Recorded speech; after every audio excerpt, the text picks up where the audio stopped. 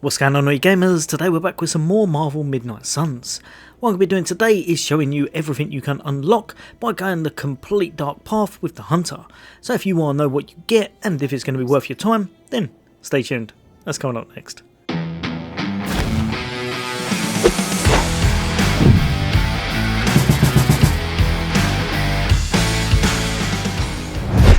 Welcome back everybody. Today we're looking at a bit more Midnight Suns and I've finally managed to max out my character all the way to the very end, 200 out of 200 for his dark alignment points. This was achieved by basically being mean to pretty much everyone around me and using a lot of abilities with obviously the dark alignment. Because of this I think I probably got there a little bit earlier than I should have, but let's see exactly what it awards you so that you'll be able to see if it's worth your time. So as you can see here, just up the top right, current balance, dark 200 of 200. This is the most you can get currently in the game unless they do something further down the line with DLCs and such. And once you hit this, you're pretty much maxed out on that balance. Now the first thing you're going to get, once you've got 100 points in your dark alignment balance, will be this card right here, Annihilation. Consumes all heroism to damage each enemy in an area, 54 for each heroism. It does have exhaust on it, but this is a bit of a beast card, it really is.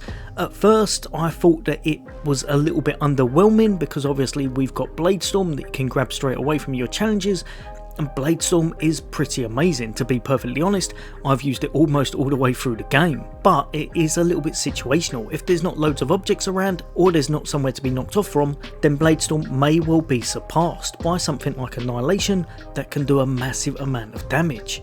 Now at the moment my character's not maxed out, so 54 is probably a little bit on the low side, it will definitely go up. But what you're going to do with this, which I'll show you some gameplay a little bit later on because it looks absolutely amazing, you're going to go in, you're going to do a big old hit to your enemies, depending on how much actual heroism you've got stocked up. So for example, if we had 2, then I'll be doing 108 in a big area effect. If I had 10, it'll be 540 to all of them. You can buff this in various ways, and because it's got exhaust, at the moment, unless you've got a way around that, you will actually only be using this once per battle. But a little bit later on, I'll tell you why I think this is probably going to be one of the best cards in the game. Next up, jumping over to once we've got 150, you are going to be awarded with this right here, a new combat outfit, and this is going to be the dark one. This is going to make you look like an absolute supervillain, it really does. I think it's quite cool looking. It's a little bit Death Knight-y, and it gives you this as well. So I'll just show you about the cape quick. So you can turn the cape on or you can turn the cape off, depending on what you want to go into battle with. But because it's a new suit, you also get an upgrade with it. And that's going to be this new passive just here, the Dark Champion passive.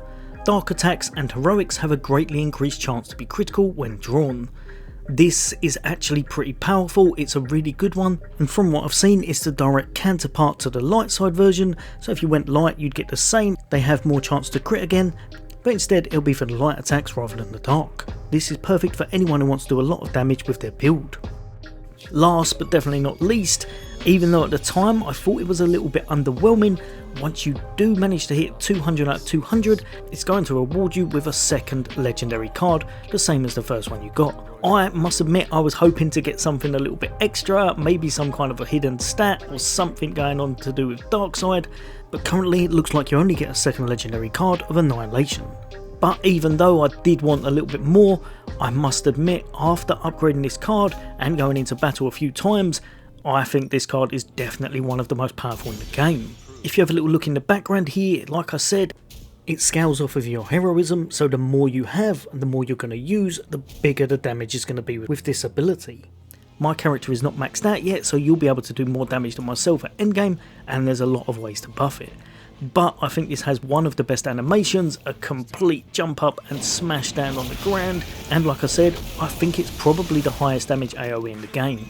I haven't unlocked the final character yet, so let me know in the comments if you have and if I'm wrong, but to me I can quite easily see this move doing over 2000 damage in a big old area of effect with the right debuffs and buffs going on in your build.